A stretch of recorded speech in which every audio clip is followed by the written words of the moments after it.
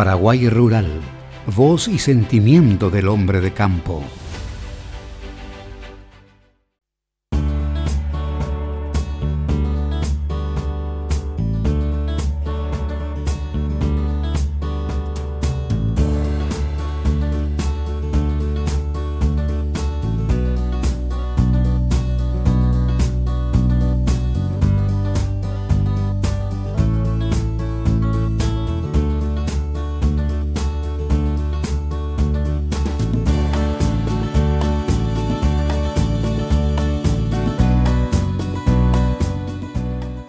Las cámaras del Grupo TV Rural llegaron hasta el departamento de Cordillera, al establecimiento Isla Corá, y estamos en compañía del ingeniero Nelson Chamorro. ¿Qué tal, ingeniero? Muchas gracias por acompañarnos en el programa. Muchas gracias, César, por acompañarnos en este día tan importante. Por fin llegó, realmente ya culminó, ¿verdad?, el primer simposio de pasturas tropicales que tuvo Paraguay. ¿Puedes comentarnos, ingeniero, qué tipo de trabajo vienen realizando, siendo que hemos observado un suelo, digamos, pobre aquí en este establecimiento? Bueno, como ya recorrimos todo el campo, pudimos mirar un poco que estamos en un establecimiento bastante particular, considerado por muchos un campo marginal, y básicamente, como mencionaba hoy durante el recorrido, lo primero con lo que siempre comenzamos es con un análisis de suelo, para saber dónde estamos parados y para ver hasta dónde el campo nos permite llegar, ¿verdad? Estamos, como bien lo mencionaste, en el límite entre el departamento de Cordillera y San Pedro, un área bastante baja, ¿verdad? Es un campo que fue drenado casi en un 100% ya, justamente para poder acondicionar o permitir incorporar variedades de pastos más productivas o más productivos que nos permitan tener una mayor carga y mayor eficiencia de conversión. ¿Cómo el productor o cómo ustedes, una vez analizado el suelo, viendo todo lo que precisa el suelo, qué tipo de pastura deben utilizar? Bueno, nosotros trabajamos principalmente con las especies Megathyrsus maximus, que serían las que corresponden a la Mombasa, Suri, etcétera, que son pastos de altísima productividad, pero así también con mucha exigencia. Sin embargo, también tenemos las opciones de las braquiarias, que son pastos mucho más dóciles, ¿verdad?, de menos exigencia, y que también tienen la capacidad de adaptarse a suelos con estas características. Hablamos de un suelo principalmente pesado, presencia de aluminio, bajos niveles de macronutrientes, ¿verdad? Entonces, antes de incorporar una variedad que no es nativa, ¿verdad?, que no está adaptada, nosotros debemos de acondicionar el suelo para que el suelo, ¿verdad?, esté realmente predispuesto preparado, a recibir esa variedad nueva, ¿verdad? Ahí hablamos de la aplicación de calcario para aportar calcio, magnesio, bajar el aluminio, y después, como ya vimos, un poco también de la mecanización, que es demasiado importante. Esa mecanización es fundamental al inicio. Esa mecanización es fundamental para poder establecer de manera eficiente la pastura, ya que eso determina la eficiencia o la merma que vamos a tener dentro del establecimiento, que puede ser 5 o 10%, puede ir incluso hasta 60-70%, ¿verdad? Siempre de acuerdo al nivel de mecanización que vamos a tener. Cuando hablamos de mecanización, ¿de qué hablamos? Aplicación o incorporación de rastra pesada, rastra niveladora, una plaina, ¿verdad?, desterronar el suelo, dejar el suelo suelto, limpio, libre de malezas, etc. También hablaste mucho de la profundidad para la plantación de las semillas. Sí, exactamente. Hay una cuestión muy delicada que muchas veces en Paraguay no tenemos en cuenta, que es la profundidad de siembra, ¿verdad? Y eso está determinado de acuerdo a la granulometría de la semilla. Si hablamos de una braquiaria brisanta, una marandú, una piatá, ¿verdad?, estamos hablando de que la semilla debería de estar enterrada o tendría que tener una profundidad no mayor a 3 centímetros, ¿verdad? Tolera en algunos casos hasta 5 centímetros. Eso depende también de la granulometría del suelo. Si tenemos un suelo liviano, va a tolerar 5, 6, inclusive hasta 7 centímetros. Si hablamos de un suelo más pesado, que una vez que recibe agua queda una costra encima, estamos hablando de 2 centímetros, ¿verdad?, o incluso menos. Ahora bien, cuando ya nos vamos a un panicum, a un suri, a una mombasa, a una miyagi, ¿verdad?, o mismo un Gatton Panic, estamos hablando de una semilla muy pequeña, muy pequeña, entonces no debería de estar sembrada a más de 2 centímetros de profundidad, porque la semilla básicamente es un ser vivo, tiene energía, ¿verdad?, almacenada, y esa energía necesita ¿para qué? Para poder eclosionar, poder germinar, generar una raíz y poder soltar las primeras hojas. Si yo no le doy las condiciones a esa semilla, ¿verdad?, o no le facilito esa germinación, le estoy obligando a que ella gaste los recursos para poder llegar al aire, vamos a decirle, a la superficie, perdón. Ya, y también dijiste, Nelson, que es muy importante preparar el suelo para que esa genética de esa semilla, esa pastura, realmente sea, digamos, con una buena productividad para el ganado. Totalmente, o sea, es básicamente cuando hablamos de genética en ganado también. O sea, si yo tengo el factor genético, yo necesito darle, ¿verdad?, en este caso, esa planta, las condiciones para que ella se pueda expresar de la mejor manera posible. Y eso va desde el punto de vista químico del suelo, desde el punto de vista físico del suelo y más cosas.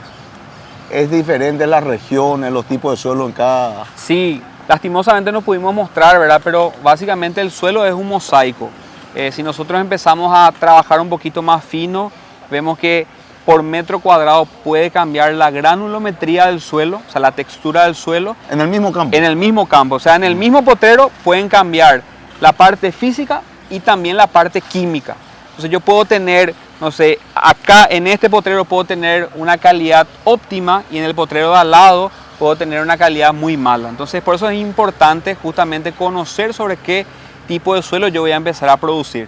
¿Y esos estudios cada hectárea, cada cuánto se hace? Bueno, el análisis de suelo, lo ideal sería hacerlo por lo menos una vez al año, ¿verdad? Sí, pero en dimensiones, ¿cómo se hace? En dimensiones, eso depende del nivel de intensificación que vos vas a aplicar. Si vas a tener un proyecto menos intensivo, un poco más extensivo, se pueden hacer una muestra cada 10, cada 20 hectáreas, cada 30 hectáreas, ¿verdad?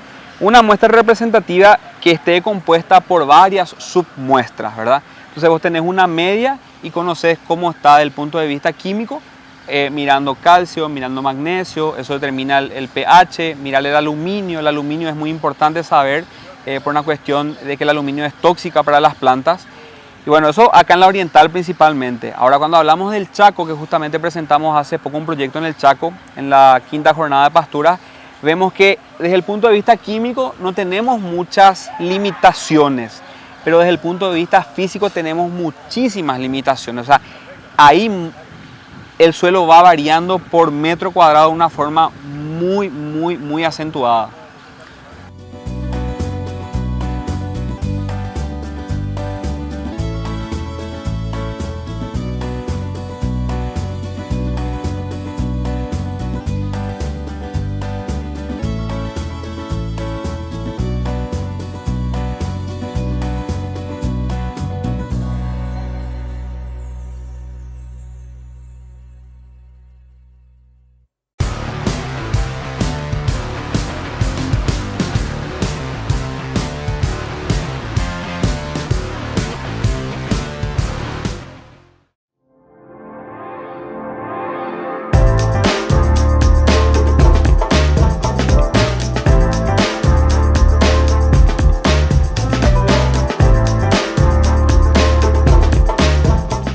Siopar, 50 años dedicada a la fabricación y comercialización de productos en plásticos reforzados con fibra de vidrio. Siopar, 50 años. La calidad es la diferencia.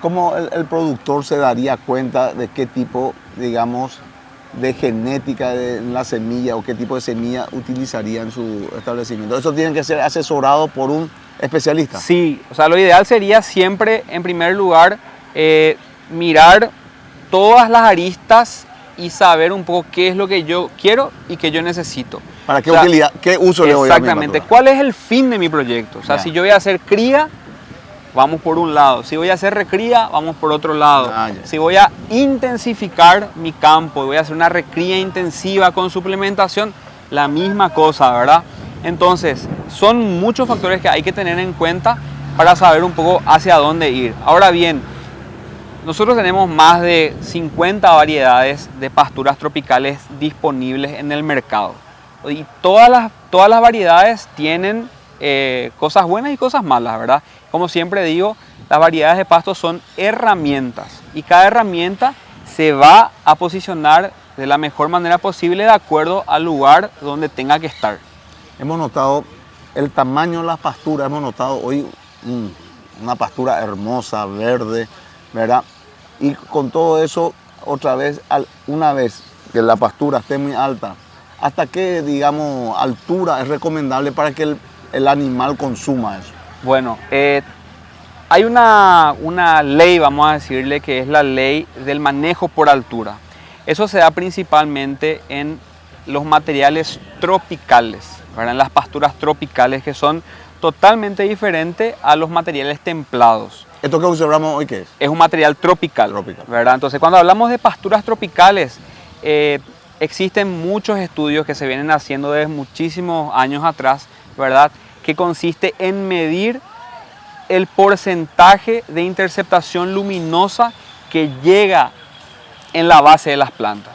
Entonces, varios profesionales hablaron sobre el tema del perfil, que es la unidad de crecimiento. Cada perfil, como es, desenfunda una hoja, ¿verdad? Entonces, lo que yo necesito para ser eficiente es producir mucha hoja. Entonces, cuando yo manejo el pasto de una manera adecuada, según la altura determinada por la especie y por la variedad, que todo eso ya está escrito, no es ningún cuento que nosotros le venimos a contar. Secreto, no hay ningún secreto, eso es algo que ya está escrito, está medido. Está ¿verdad? estudiado. Está estudiado desde hace muchísimo tiempo. Entonces, es como cuando yo estoy cocinando carne, una picaña o una tapa cuadril. Si yo quiero que la carne sea buena, voy a sacar al punto. Ni muy cocida y tampoco muy cruda, para que realmente la carne pueda expresar su mejor sabor. Pasa lo mismo con el pasto, ¿verdad? A una altura indicada para la entrada de los animales, ¿verdad? El pasto tiene la mejor relación de volumen y calidad. Entonces, si yo quiero producir de manera eficiente, yo tengo que entrar a pastorear o a cortar en ese punto. Y cada variedad tiene una altura de entrada y salida ya determinado. La ramificación de la pastura es importante para que ese pasto pueda tener todos sus nutrientes. Sí, justamente es una pregunta muy buena, ¿verdad? Porque a la ramificación le podríamos decir el perfilamiento, ¿verdad? Mientras más perfiles o más macollos tenga la planta, siempre va a ser mejor. ¿Por qué? Porque cada perfil, ¿verdad?, genera una hoja. Entonces, mientras más perfiles tengo más hojas, ¿verdad? Y eso hace que mi taza de bocado, cuando el animal entra a pastorear, eso sea mucho más eficiente y el animal gaste menos energía para comer y también pueda convertir de una mejor manera el pasto en carne. Y también el pasto pueda recuperarse más También, rápido. la reserva energética del pasto se encuentra en la base. Y esa reserva energética básicamente mantiene las raíces del pasto y mantiene también la capacidad de recuperarse de ese pasto. Entonces, cuando yo sobrepastoreo o yo como el pasto por debajo de la altura recomendada, lo que yo estoy haciendo es estoy consumiendo ese nutriente. ¿Y qué pasa? La planta, como una cuestión de supervivencia, dice, bueno, yo me estoy quedando sin reservas energéticas, voy a empezar a soltar raíz. Elimina raíz, ¿qué pasa? Deja de captar la cantidad ideal de nutrientes y agua que tiene en el suelo y ahí todo el sistema empieza a caer. Ingeniero, si algún productor necesita más informaciones o algún asesoramiento, ¿ustedes lo realizan? Sí, de hecho que dentro de este, simposio, no tuvimos el tiempo suficiente de repente para explayarnos y entrar en muchos detalles, así que las personas que nos quieran seguir en las redes sociales estamos como GrassTech, PI, ¿verdad? Grastec PY. Nos pueden contactar sin ningún problema, que estamos a disposición de todos para aclarar las dudas y por sobre todo para hacer un poco una ganadería más eficiente, ¿verdad? El costo-beneficio en las inversiones en un suelo, ¿reditúa al productor? 100%. Estábamos viendo que pasamos de un campo con una capacidad de 0.3, 0.5 unidad animal por hectárea. O Es sea, decir, un animal por 3 hectáreas. un animal, ¿verdad?, que ocupa 3 hectáreas. Ahora, como van a ver en imágenes, ¿verdad?, las personas que vean esta entrevista van a ver que tenemos un área cerrada donde estamos proyectando ahora para el verano cargar entre 8 a 10 unidades animales con suplementación, ojo, pero así como está, fácilmente 4 o 5 unidades animales sin Por ningún hectárea. problema, por hectárea. O sea, yo estoy quintuplicando, ¿verdad?, la capacidad en teoría normal de mi campo si tengo la relación de que 1 hectárea es para cada animal. En este caso, en un campo así, es al revés, son 3 hectáreas para cada animal. O sea que yo me estoy yendo al límite acá. Ustedes realizan asesoramiento técnico para los Sí, productores, nosotros- sea donde, en cualquier punto del país. Nosotros trabajamos a nivel país, en el Chaco, acá en la Oriental, en el sur, en el norte, ¿verdad? Estamos hace un tiempito ya trabajando en Paraguay. Y bueno, trabajamos principalmente sobre lo que es formación, manejo y recuperación de pasturas tropicales. Así que a las órdenes. Bueno, tu número celular, si puedes darnos también. Sí, claro que sí. 0972-928-911 es mi número. Pero principalmente por las redes sociales nos pueden escribir sin ningún inconveniente. Bueno, ingeniero, ya muchas gracias por tu tiempo y esperamos verte muy pronto nuevo en el programa para ir hablando por esto que el productor tiene que concienciarse de realizar estos estudios de suelo para que tenga una mayor eficiencia como herramienta de trabajo. Así mismo es. No, la idea nuestra principalmente siempre es educarle a la gente, ¿verdad? Y salir un poco de esta condición donde la gente cree que no se puede hacer algo bueno en Paraguay. En Paraguay se puede y se está haciendo. Hay que romper la mentalidad arcaica, ¿verdad? De que, como vos mismo lo dijiste, 1 hectárea es para cada animal, o que acá no se puede hacer esto, no se puede hacer lo otro. Se puede, con criterio técnico y planificación, se puede lograr algo muy bueno. Bueno, ingeniero, ya muchas gracias por tu tiempo. No, por favor, a vos. Muchas gracias.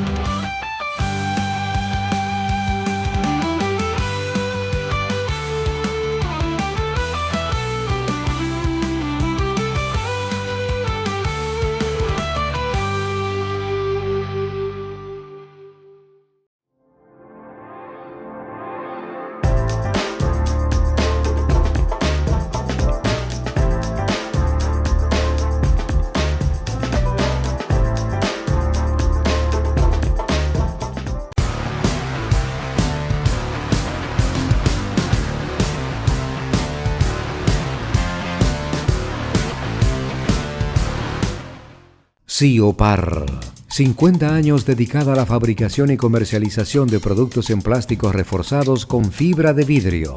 Siopar, 50 años. La calidad es la diferencia.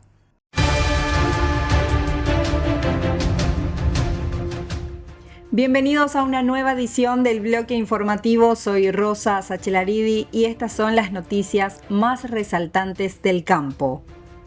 Ganadería rentable todo el año. El secreto está en la planificación.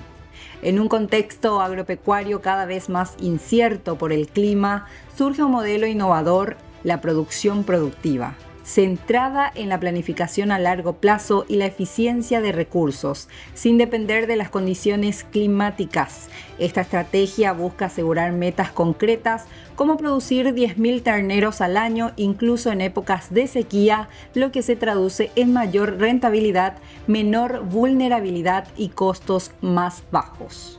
Entre los beneficios de este enfoque destacan la independencia climática, el aprovechamiento de momentos favorables para reservas de forraje y la reducción significativa de costos. Un fardo producido internamente cuesta hasta 5 veces menos que un adquirido en crisis. Además, adelantar la preñez de vaquillas y mantener un buen estado corporal en las vacas son claves para aumentar la eficiencia reproductiva y mejorar el retorno económico por animal. El modelo, según sus impulsores, es aplicable a cualquier escala productiva y requiere una visión de entre 3 y 10 años. La falta de planificación no solo eleva los costos, sino que puede duplicar o triplicar el gasto por ternero. En cambio, anticiparse con decisiones estratégicas permite transformar cada vaca en un activo rentable, incluso en los años más difíciles. Soja safriña sorprende. Rindes superan a la zafra principal en el norte. La soja safriña en el norte de la región oriental tuvo un desempeño notable, superando incluso los rendimientos de la zafra principal, según datos recientes. Departamentos como San Pedro, con zonas destacadas como Colonia Río Verde y Nueva Durango, obtuvieron excelentes resultados gracias a lluvias oportunas y siembras más tardías. En Caaguazú, áreas como Vaquería e Ñuñoa también superaron expectativas y se estima que el 90% de la cosecha ya fue completada.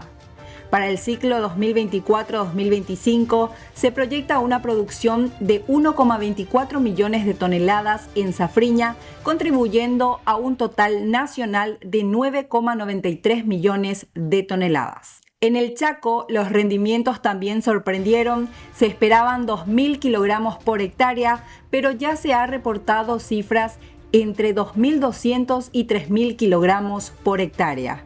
Sin embargo, los precios internacionales han mostrado presión bajista debido a las buenas condiciones climáticas globales.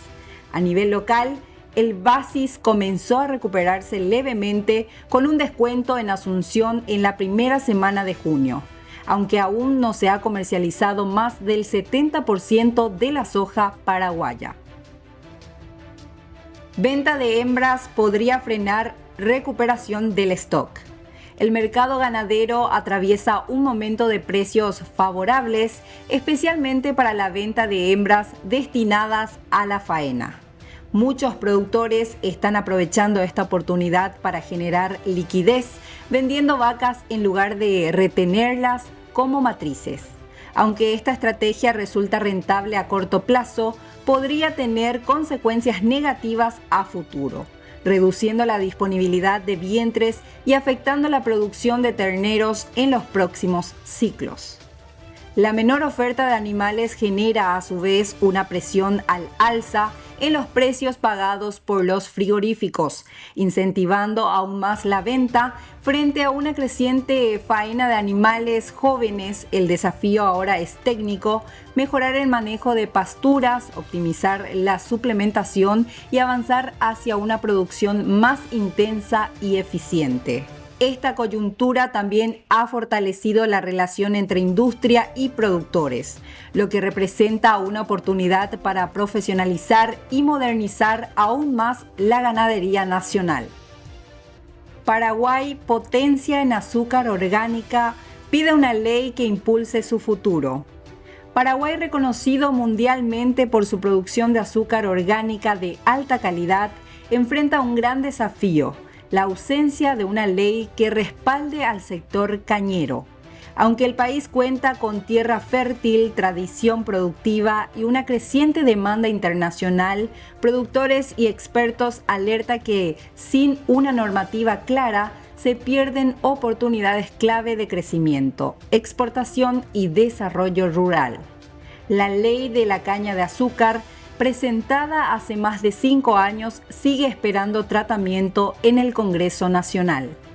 Durante un encuentro internacional celebrado en San Bernardino, representantes de varios países coincidieron en que aprobar esta ley no solo significa ordenar y fortalecer el rubro, sino también garantizar precios justos, atraer inversiones, mejorar la calidad del producto y asegurar acceso a mercados existentes como Estados Unidos, la Unión Europea y Asia. La caña de azúcar es vital para más de 185.000 personas en Paraguay. Para que el país consolide su liderazgo global, el siguiente paso es claro: convertir el respaldo político en acción concreta. Y con esto concluimos la edición de hoy. Gracias por habernos acompañado. Nos vemos en la próxima emisión con más informaciones sobre el campo.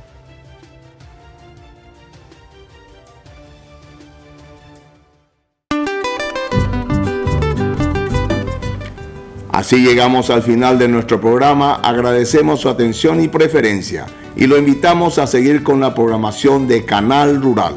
De nuestra parte es todo. Tengan ustedes un buen resto de jornada, amigos productores.